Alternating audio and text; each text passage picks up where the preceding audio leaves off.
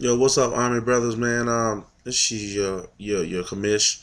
Changed the name from the Bathroom Bandits to the Bone Crushers, cause you know that's what we do.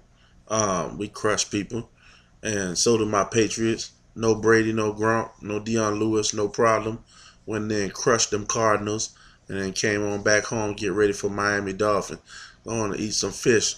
You know what I'm saying? But this is the weekly recap, and I'm gonna start off with me, the Bone Crusher versus Raise Up. This is a blowout. No surprise there. CBS projected me to win by 38, and I ended up winning by 48. So it was pretty close. Breeze had 47, Forte gave me 23, Antonio gave me 34. Um, and on the other side, Raise Up, you had one, two, three guys with single digits. Your highest score was the Seahawks defense. Carson Palmer gave you 25, and it just wasn't enough, man. You had too many guys with single digits to compete against the Bone Crusher. You know better, man. Come on. Anyways, I start off 1-0, and Raise Up, you start off 0-1. Next matchup, Aloha Dirtbag versus Lou 904. Lou 904, you got your victory, man. You beat him 130 to 117. Aloha Dirtbag, you had Rogers with 28, Carlos Hyde with 22, but you also had 1, 2, 3, 4 people with single digits. Uh, Odell only scored 11 for you. Devontae Freeman only scored 8.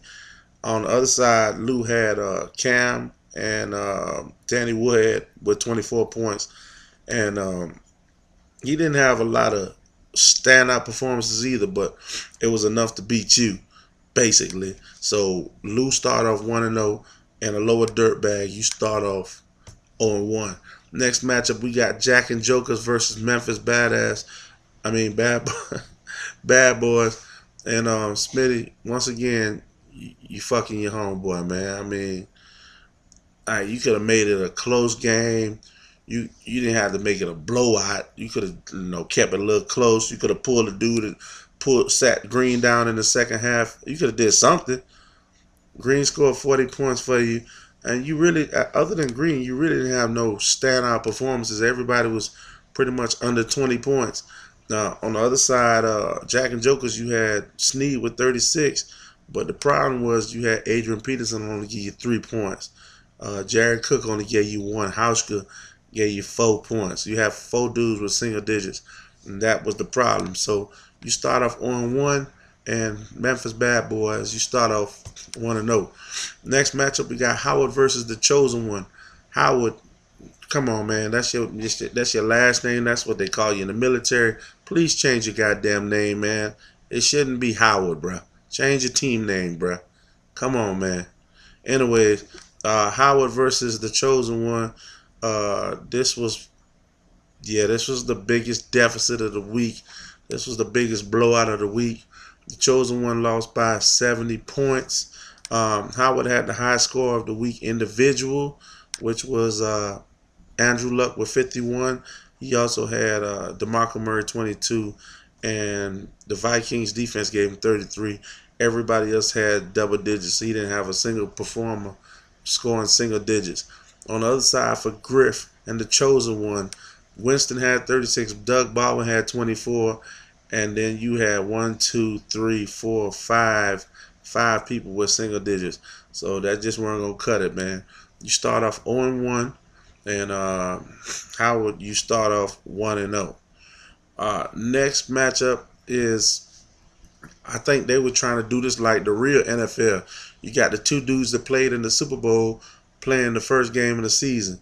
The results was a little bit different though. Platino Power versus Picola I-10 Haulers. Picola I-10 Haulers is the defending champ. He just don't let nobody forget that. But he came out like a chump, man. He came out shooting duds, man, shooting blanks. Man scored 144 points. Platino Power scored 216, which was the high score of the week for any team. Uh, for Picola I-10 Haulers, they had 1, 2, 3 guys with single digits. They had C.J. Anderson with 31 and Eli Manning with 26. Other than that, nobody scored over 20 points. Nobody else. And Platino Power just had a fluke high scoring week where he had 1, 2, 3 guys score over 30 points, and 3 more guys scored 20 or more points, 4 more actually. That's a crazy rare week. But nonetheless, it's the high score of the week, and you start off 1-0. Pico Line 10 haulers, you start off at 0-1. Last matchup of the week was the closest matchup of the week. It was Jeffrey Bodybag versus Siegel Street. This is Earl versus Snake Rogers. And Siegel Street pulled it out. How they pulled it out, I don't know, man. They had one guy score 28 points, and that was it for the 20s. Nobody else in the team scored 20 points or more. On the other side for Jeffrey Bodybag, he had one guy score 31, which is Ben, and Texans defense scored 26. The problem is Gary Barnes didn't score nothing for him, and Dez Bryant, boy, I don't know what's up with Dez, boy, but Dez Bryant scored 1 point, and he didn't get injured. He just scored 1 point the whole game. So Jeffrey Bodybags, you finished off 0-1, and Siegel Street, you start the season off 1-0. Everybody did good, man. Everybody set their lineups like they were supposed to, so that's a good thing. Only major injury was one of my guys got hurt, tore his ACL for the season, Keenan Allen, so that's it for him. But everybody else seemed to be relatively healthy, just maybe a little injury here and there. Set your lineups if you got Jets or Bills players playing on Thursday. That's going to come real quick.